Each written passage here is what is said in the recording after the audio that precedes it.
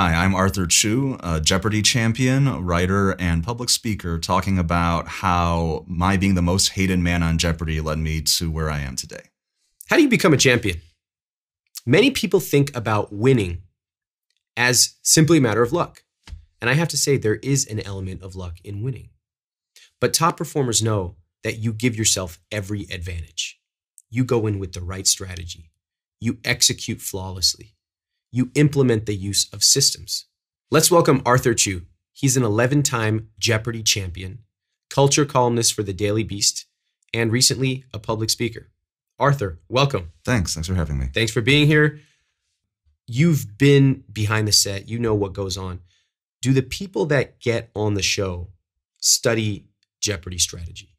For the most part, no, not really. And I've always found that kind of interesting, that people kind of think of the show as just a test of knowledge. So if they study, they're just going to study on, what they need to know on the facts, and that's good. But so much of the game is about how you play the game, and it's almost like people, it's either not on their radar or they think it's like less than honorable to study that side of it. So as if just the facts should make me win. Right. And people think about this at Jeopardy. They also think about this in life. Like, just judge me on the facts. And yes, you have to have the facts on your side, but there's also a whole other game being played around you as well. All right, so how did you even discover that there was this whole side to the game?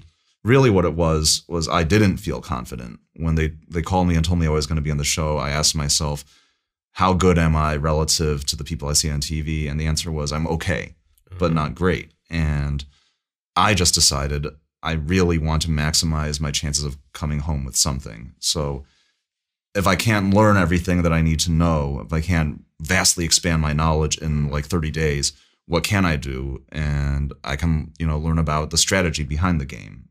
And there's been a few people who've done very well, despite not necessarily being the smartest people, by having a clever way of playing the game. Love it. So you're brutally honest with yourself about how good you are, because we're not always the best at everything. In fact, there's almost always someone better than us.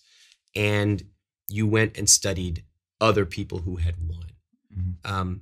Talk to us about that. What did you discover when you started studying them? It's actually interesting.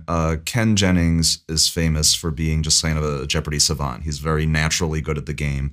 His strategy has been criticized a lot as not being very good, but it didn't matter because he was so smart, and it's very hard to imitate that.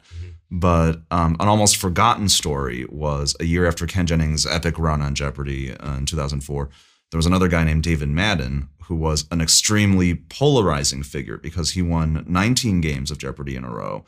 And he did it by kind of annoying people, by bouncing around the game board, by getting daily doubles wrong, but betting a very small amount of money on them, and just sort of like eliminating a lot of the swinginess of the game, eliminating a lot of the variance of the game. And it actually made people really angry, and he kind of retreated from the public eye because of that. So you don't hear as much about him as Ken Jennings, but you could see it was very successful for him. And, it sparked all this discussion about, all the stuff that happened to me in 2014 happened to Dave Madden back in 2004, 2005. But people just don't talk about it anymore. But it was very interesting to me to read that. And it's like, well, if it worked for him, the only cost to what he did was people didn't like him. Well, I'm willing to bear that cost, and I'm willing to do what he did. Fascinating. So you said, my goal is to win. My goal is not to make friends. And it's not to appease the public's appetite for winning in a certain way. So any pro athlete, if you ask him, why are you playing the game? They're like, I'm playing to win. I'm here to win. There's nothing surprising about it. But there's a certain reluctance to going into certain other situations, like a job interview. When a lot of people think about it, it's like, oh, I'm going to see how it goes. I'm going to give it my best, versus I'm going in there to win. I'm going to be over-prepared. In fact, I'm going to already have met the people socially, take them out for coffee before. I'm going to have read the CEO's interviews with Fast Company, etc. I'm going to go in and do everything. We call it that 80% of the work is done before you ever walk in the room. That's how we talk about it. Why do you think there's this reluctance to play to win? It's I can't say it's 100% a bad thing. people aren't sure they deserve, what they're trying to get. And it's almost like I want to see if the universe, rewards me. I want to see if I'm supposed to get this job.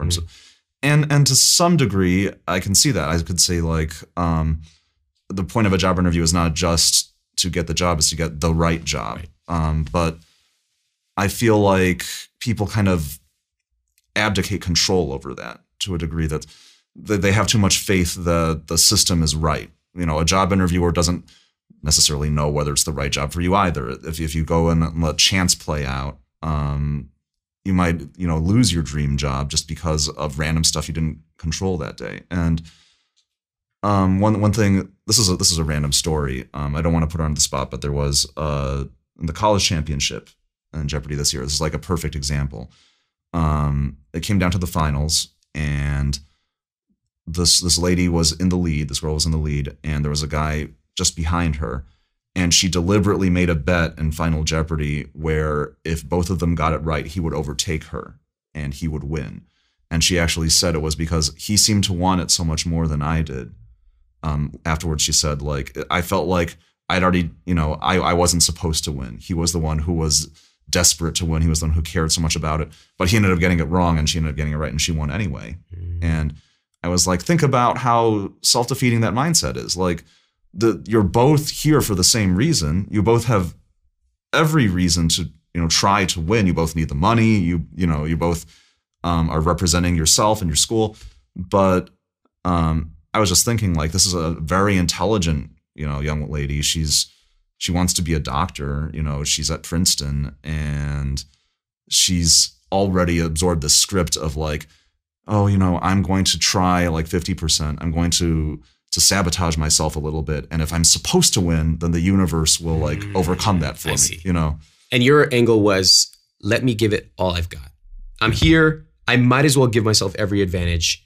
And if I win, I win. If I don't, I don't, but I'm going to have gone 100%. Yeah. And it's like, you ask yourself at the end of the day, it's just a game, right? The rules are arbitrary. If they wanted things to not be allowed, they could change the rules. But if something's allowed by the rules, why shouldn't I do it? And yes. It's that question, like, why shouldn't I win? Why shouldn't it be me? There's no like cosmic rule of who deserves the money. If I don't get the money, it's going to be some other random person, or it's going to be, Sony Pictures Entertainment keeps the money in their corporate coffers. But, why shouldn't I be the one to win this money and then decide what I want to do with it? And if I want to, give it to charity and make the world a better place, that's my decision. But, to say like, I don't deserve this much, I don't deserve this reward, then why even be there in the first place? Loved it.